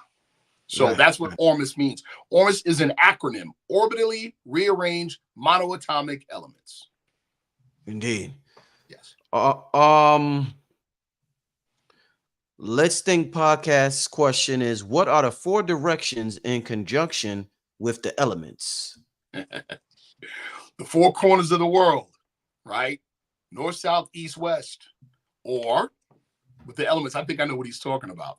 So remember, European psychology has us thinking physical objects as opposed to energetic process, right? So when we hear earth, air, water, fire, we're thinking physical earth, physical water, physical air, physical fire. No. Anyone who studies alchemy, right, will appreciate what I'm about to say. We're not talking about the physical objects. We're talking about process of energy. So when you're happy, I'm going to give you all a very practical example. When you're happy, you're upbeat. Which direction is the energy going? Up. When you're sad, when you're depressed, when you're angry, see that? I just described the directions. Fire goes up. That's energy. Fire is energy, whether it's thought, words, medicine, food, any energy that goes up. Water is any energy that goes down. Air is any energy that expands. Earth is any energy that contracts. Excellent. Excellent. That's it. Next question. Is the Earth the only plateau for physical interaction? The physical earth? Absolutely not. Anything on, so in old ancient religious texts, anything, earth, when they say the earth was without form and void, for instance, in Genesis, that means anything on the three-dimensional level. That's what that means. Anything on the three-dimensional level. So guess what that means about the so-called aliens? If they're physical, you already know the rest. Okay. This is good, y'all. This is good. Let's get to the next question. Seeing a hexagon aura over the sun today, what could this mean? It could mean a number of things, sister. It could mean a number of things. Remember what we see technically is what registers mathematically through our eyes to the optic nerve into our brain, and it's interpreted in here. So the hexagon was in here, sis. Okay. Yeah. So 10 other people could look at the same sun this sister looked at and did not see a hexagon because it wasn't in here, you're saying? Or 10 people could have seen it because the mathematics were being projected to them. Okay. All right. Yeah. All right, let's keep this going. She said, am I losing my mind then? She crazy. Absolutely not, sister. Absolutely not. Oh, absolutely man. not. Then that's most likely an indicator that you are okay. This is what's happening. Everybody could feel it in their own way. Yeah. Everything on the three-dimensional plane is elevating in vibration. You know how you know? Because it's uncomfortable. It's different. It feels different. The days are going faster. You know, right? Okay. So it's just I would say, sister, it's an indication that you that energetically, you shaking and moving, you rising to the occasion. Right. There you go. Indeed. They want to know, how can they join your class, my brother? Reach out. You could find me on Instagram, Life of a Grand Sheik on Instagram, or Sharif Bey on Instagram. You could find me on Facebook, Sharif Anael Bey. There you go. Either way, just reach out. We are forming some things. Trust me. Oh, yeah. Definitely forming. And I want to say this, right? See, the sister asked, how can you join the class? I'm also the Grand Sheik of a local Moorish Science Temple of America, right? What I'm talking here, is it Moorish Science? Absolutely. Am I proselytizing to get people to join the Moorish Science Temple of America? No. You don't got to join to learn this. You see what I'm saying? Can you attend our temple meetings? Absolutely. Do you have to join? No. Will you still be taught? Yes. But what I'm talking about is something separate from that. Right. Okay. There's something separate from that I will be offering for those that are interested. All right. Okay. Does this knowledge belong to us or something higher? We are something higher. I knew you was gonna say that. That's why you're getting it. Because there's a responsibility. Now you have to be something higher. Yeah.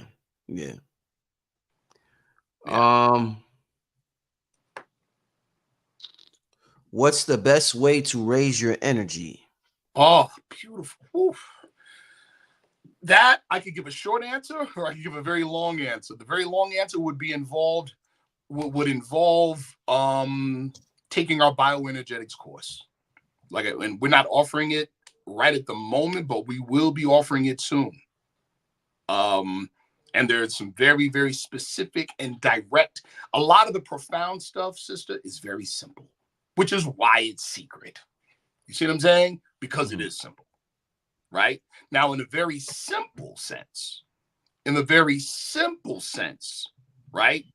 Remember we said that psychic or psychological energy, the power of thought, is an energy source. How many times have any of you been in the dumps? Like, oh man, right? And for some reason, because we don't do this often, we have to do it more often. For some reason, something hit you and you said, you know what? I don't care about all that, man. I'm gonna live my best life, man. What do? What did you just do? Raised your vibration. You raised your vibration of thought. You see what I'm saying? But it takes a monumental effort. Why? Because we get beat down so much by the world, and because we've been miseducated by the European psychology, we think the real world is out there and it just affects us and we're helpless. That's what we think. That's backwards. It's the other way around. You see?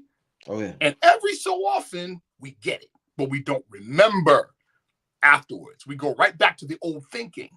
Every so often, we're like, man, I'm sick and tired of being sick and tired. And I don't care what the world is doing.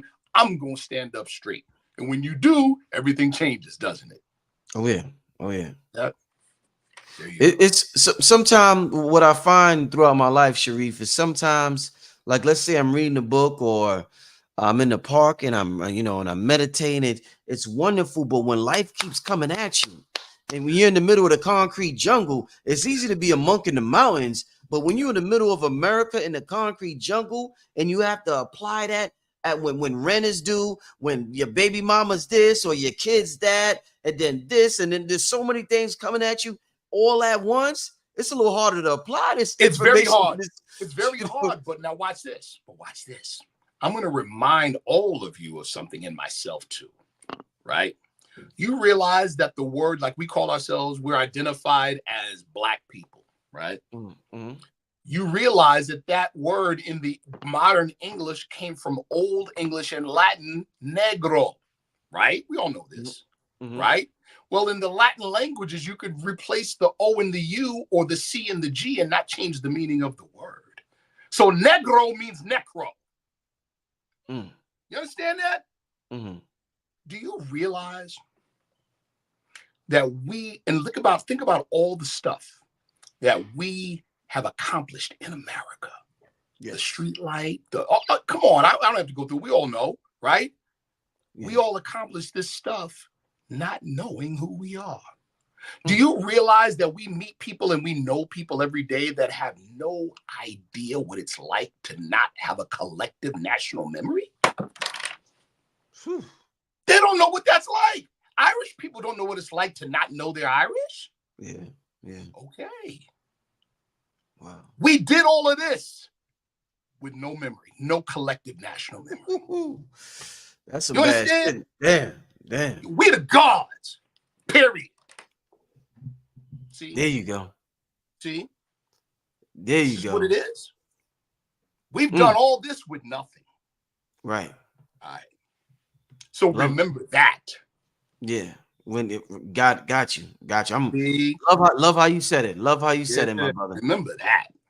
Let's get to two more questions, then we're gonna get out of here. Two more questions. No doubt. This next question: are the lakes of black water on the sea floors doorways to other planets and dimensions? Thank you. They taking you there.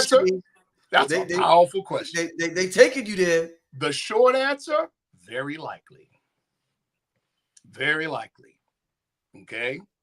And the short answer to that is very likely. Okay. I'll say it this way. There are many areas of our planet, especially in the ocean, that are so underdiscovered. Yeah. Right. Okay.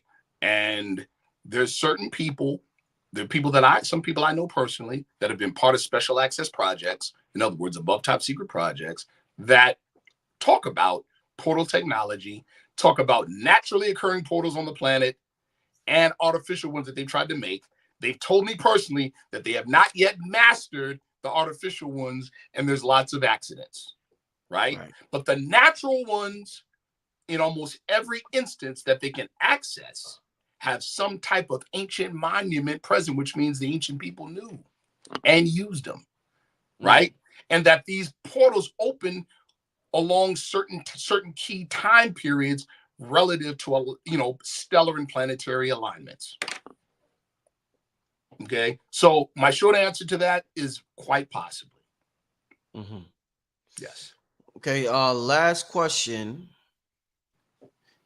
And I got to do a show with you specifically sometime because I'm enjoying this metaphysical run we on, but I got to do a show with you on the Moors one day and really get some deep history because there's so many different narratives out there about we're gonna do a show one day. Listen, let me say this. Shout out to there's a Moorish American research team and think tank. I'm one of the founding members. It's called Ali's Men. Shout out to my brothers and comrades in Ali's Men. So that being said, it's one thing to be a believer in a religious faith tradition. It's another thing to be a researcher. So we don't want to do the anti-scholarly thing. The anti-scholarly thing is this: confirmation bias. Oh, I know what I want it to be, so I'm only going to look for information that supports what I want it to be. That's not scientific. See what I'm saying? As a researcher researching Moorish history or Moorish culture, I have to go into it knowing I might find something that might contradict my beliefs. Okay. Well, that's what we've done for over 15 years. We have not been dissatisfied. If there were times where we found something that contradicted our beliefs, it wasn't because the teachings were wrong. It was because our understanding of the teaching was wrong. See what I'm saying? Yeah, definitely. And I'm gonna get to this last question about the Moors. That's why I said that, because the last question is gonna be about the Moors. But real quick, before we get to the last question, I had Billy on yesterday. I just drunk water. It made me think about it. We was talking about water and light and information. Do the different colored bottles that you drink the water from, do they project different information to your water? Because color is vibration and color is mathematics, and color and color represents information. The answer is yes. So is there preferred? It color? all depends on what you're trying to see. This now, there you go. Remember, color is mathematics. It's just visual mathematics. There you go. And color represents visual numbers, right? Vibration. Vibration is energy. Energy carries information. Information. Okay, you get it. That's why each of the 7 orishas, for instance, in Santeria or in Vodun, those orishas like to wear particular colors. Okay. That's why Obatala has white. Right. That's why Yemaya Olokon is blue. All right. See it? Got you. Excellent. Loving this conversation. Once again, family. Let's get to this last question, then I'll remind you about the conference. Last question. Were there Moors in North America before the prophet? You better believe it. Absolutely. So what made Prophet Noble Drew Ali significant? 1, you didn't know that. 2, not only did Prophet Noble Drew Ali tell us that we are the descendants of those Moors, but he organized us along those lines of common ancestry and common American experience. See, that's what he did. He never said he invented Moorish Americans or that he created Moorish Americans or that it started with him. See that? The Moorish American movement did start with him. See? That's a great question, though. Do you want me to say more? Hello? Didn't realize I had you on mute, my brother. Oh, I had the mute button on. I didn't realize it. My fault. All right. So yeah, family. Oh man, I want to thank all of y'all for tuning in tonight. What amazing week here on Black Magic 363. I hope y'all enjoyed all the shows. We ended it with the brother Sharif Bey. Shout out to King Simon in the chat. And once again, I love King Simon. Yeah, that's my guy. Oh yeah. Definitely. Yes, sir. I seen a couple of y'all got your tickets while the brother Sharif was speaking. Shout out to everybody who got their tickets. Once again, family, make sure you are there. Gathering of the Masses, August 10th and 11th in Georgia. This year it's going down. Brother Sharif, let me put the flyer on the screen before we get out of here. Brother Absolutely. Sharif Bey will be there with That's a gifts, For with sure. the white powder gold, That's a fact. with instructions. That's a I mean, the fact. brother, he's coming with it all. Oh, sure. man, family, once again, August 10th and 11th is going. You're going to be there both days, right, brother? Oh, I'm there the weekend, brother. Excellent. Sure. So yeah, so it's going down, family. It's going to be a jam-packed, action-packed weekend.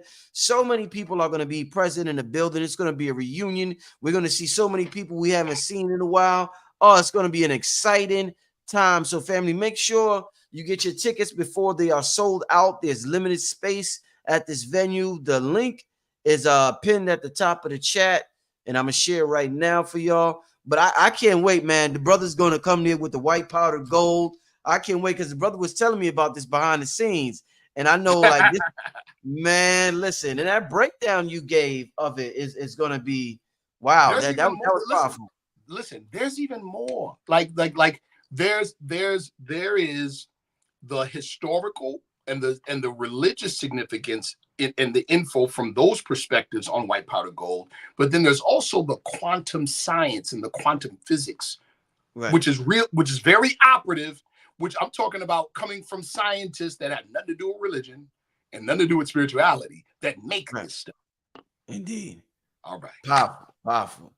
All right. So with that being, let's think, but no, only I'm gonna be streaming the event. So yeah, people aren't allowed to, if you go on your camera and get some footage, that's one thing, but not the entire thing. I'm gonna have my own crew there streaming at the event. So yeah, shout out to everybody coming through. Let me just see what else y'all talking about. Yeah, it's gonna be the most epic event in 2024. Definitely. Oh, they saying it's 11-11 now. You was talking about Sharif, because you was talking about numbers being energy. Everybody. I've heard so many people talk about the 11-11, and since it's 11-11, what's your thoughts on energetically? What does 11-11 represent? Should so many people talk about it? Well, the number 11 is I mean, people talk about 11 being a master number. Yes, of course it is, right? Yeah. 11's yeah, it's a master number. There's so much wow. There's so much I could say about the number 11. Here's one thing I'll share. Here's one thing I'll share. Everybody's heard of Aleister Crowley, right? Aleister Crowley in 1904, he was a member of he was first a member of he got his start in a Rosicrucian order called the Order of the Golden Dawn. All right. Now you want to talk about synchronicity? Watch this. The Order of the Golden Dawn, and the members of the Order of the Golden Dawn know what I'm talking about. They've actually talked about it, right? Mm-hmm. Here we go. The symbol for one of the symbols, the main symbol for the Golden Dawn, right, is a 6-pointed star.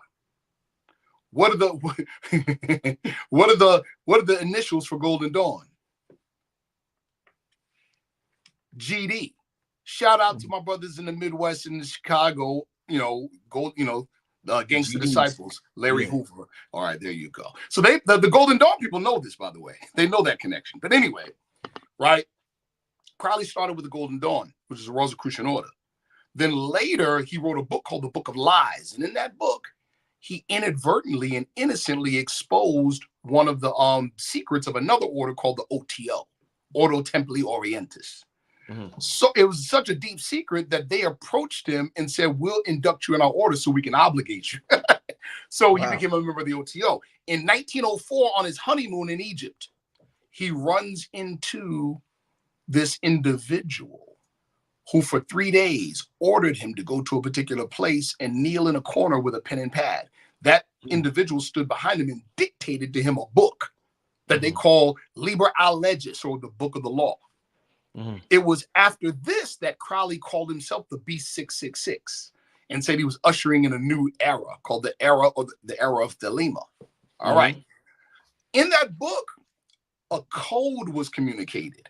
And the person who communicated it to him told him he would not be able to figure out the code, but one after him would figure it out. Well, that one was a man named Charles Stansfield Jones. We called Freighter Ahad, right? But Charles Stansfield Jones, he figured it out, but he couldn't quite put it into a workable form to use, right? That didn't come around until computer technology happened. And it was a group of esotericists, right, in an order called the Builders of the Adytum, BTOA or BOTA, in Buffalo, New York, that developed a working English Kabbalah code based on the number 11. And it was this code that my good friend and colleague Alan Greenfield used on old UFO cases to crack the case and to get on the trail of the UFOs and the people behind the UFOs and the connection between UFOs and secret orders. When he wrote the book Secret Cipher of the Ufonauts, he exposed this code and it got him in a lot of trouble. Damn. Yes, sir. Damn, man. You got information for days, man. Yes, sir. Wow, man. Wow. What a woo, woo, what a powerful show, y'all. What a 2 hours of we just hit the 2 hour mark, y'all. 2 hours of action-packed information. Somebody says, does the Discord come with the ticket purchase? Yes. Once you purchase the ticket, the Discord will be sent. I actually didn't send out the Discord link in about 2 days. So after tonight, I'm going to be sending out the Discord link. So a lot of you will get the Discord link tonight if you haven't gotten it. But give me about an hour and I will send it out to everybody. But yeah, once you purchase your ticket, you will get the Discord. I'm going to talk to Sharif and I'm going to get him the link to the Discord. And sometime next week, he'll come and chop it up with y'all. King Simon was just saying there today, I got to give it to Aquarius and some of the other speakers as well so they could chop it up with y'all, kick it with y'all. But yes, it's going to be a party, man. Hey, Sharif, man, a pleasure as always having you on the show, man. Listen, brother, I crave to be useful. I have to thank you because you've given me the opportunity to be useful, brother. Indeed.